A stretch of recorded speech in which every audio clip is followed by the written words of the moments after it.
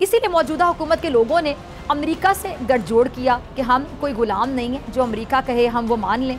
हम अमेरिका से दोस्ती तो कर सकते हैं लेकिन इसकी गुलामी किसी सूरत नहीं करेंगे। वो करप्ट नहीं है, इसीलिए वो सच बोलने की हिम्मत रखते हैं, गलत को गलत कहने की जुर्रत कर सकते हैं। अगर उनकी दौलत भी बाहर पड़ी होती तो वो कभी भी अमेरिका से दो टोक अंदाज में बात ना करते, कभी अमेरिका की आंखों में आंखें डालकर एब्सोल्युटली नॉट नहीं कहते। लेकिन उन्होंने अपने इक़्तिदार से ज़्यादा कौमी सलामती, कौमी गैरत को बरतरी दी। इसके बाद से अमेरिका की आंखों में इमरान खान खटकने लगे और यूं बैरूनी साजिश के तहत इमरान खान हुकूमत के खिलाफ अदम एतमाद की तहरीक लाई गई। अदम एतमाद की तहरीक लाने वाले आज अमेरिका की गुलामी करते हुए, अमेरिका के बूट पॉलिश करते हुए इक़्तिदार में बैठे हुए हैं। सिर्फ अपने करप्शन केसेस को ख़त्म करने के लिए इन लोगों ने कौमी सलामती का सौदा कर दिया। कौम को एक बार फिर अमेरिका की गुलामी में जकड़ने की कोशिश की।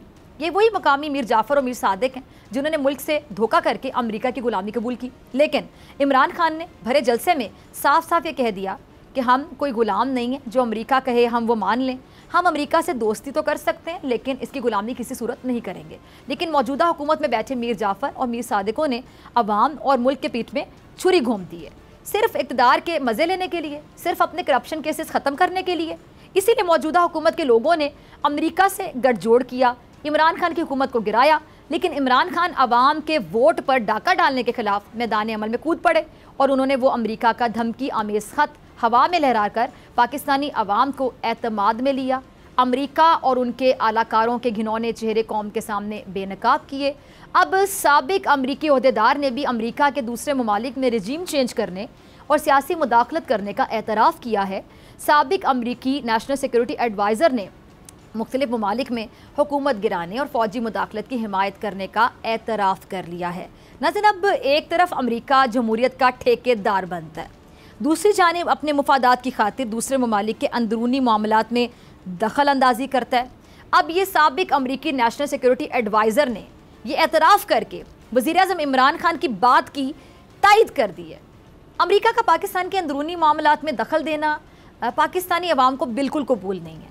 अमरीकी मुदाखलत से पाकिस्तान में इमरान खान की हुकूमत गिराने और इम्पोर्टेड हुकूमत को नाफिज करने के बाद अवाम का शदीद रद्द अमल भी सामने आया है। पूरी कौम ने एक जान होकर अमरीकी मुदाखलत को रद्द कर दिया है, शफाफ इलेक्शन की आवाज़ बुलंद कर दी है। अब एक आवाज़ इमरान खान भी, जो सहाफ़ी इमरान रियाज खान के लिए बुलंद कर रहे थे, कप्तान ने ट्वीट किया है जिसमें उन्होंने बताया कि इमरान रियाज को इस पिंजरे में कैद किया गया जिसमें मुहज़्ज़िम ममालिक किसी जानवर तक को रखने की इजाज़त ना दें, उसे जहर दिए जाने का शुबा भी मौजूद है। अब सहाफ़ी को जहर देने का जो शुबा ज़ाहिर किया जा रहा है और इसी वजह से इमरान रियाज खान को यहाँ के डॉक्टर्स ने इंटरनेशनल लैब से टेस्ट करवाने को कहा, जिस पर इमरान रियाज खान दुबई जाने के लिए रवाना हुए लेकिन उन्हें बैरून मुल्क जाने से रोक दिया गया।